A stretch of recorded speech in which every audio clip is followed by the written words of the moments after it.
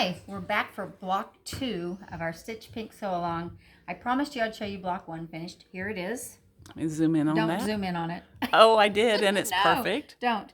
Okay, so it wasn't really hard to put together after we sewed our units together. Hopefully they found it easy too. I hope so.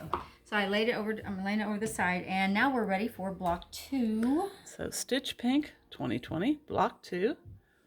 And is this what it's going to look like when it's done? This is what it's going to look like when it's finished. All yes. right. And if you don't have a kit, there's all the fabrics that you get to work with for the Stitch Pink. We have a cute little kit made up. Yeah. Waiting just for you. Yep. All right. So once again, download your pattern. And what was the website again? my.modafabrics.com. Okay. Hopefully you'll be able to find it all right. So I've got my pieces cut out just the way they said to. I've got another one coming up that I'm going to do a little bit different, and you can choose which way you want to do it. But the first thing they want you to do is start on the flying geese units. There are large ones and small ones in this one. So you start with the C and 2B triangles. So this is what you'll want to do. Lay them out like this. I've got it upside down here. Oh, yes, that looks better. It looks better to you. Mm-hmm. All right. So you lay them out like this, but you're not going to just sew them both on at the same time. It just doesn't work. Kind of little steps first.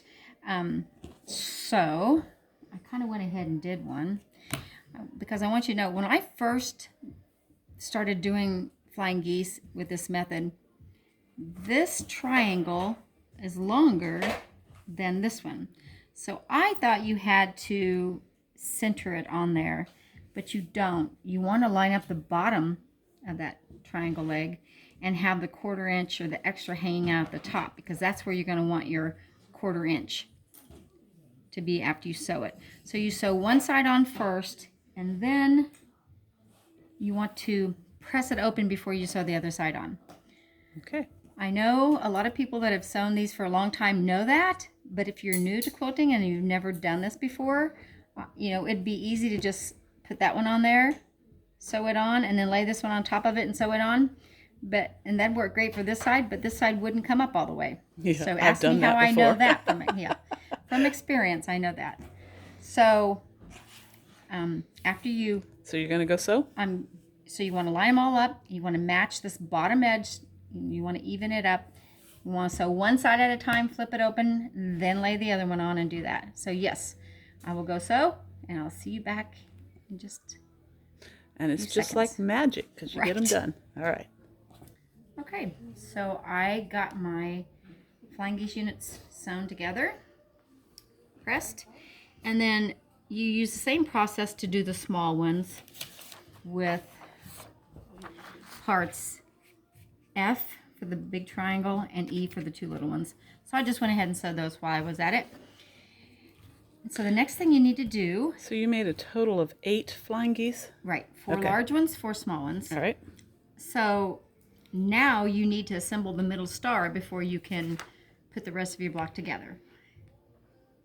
So I went ahead and laid these out. These are part D, the little squares, and this was G.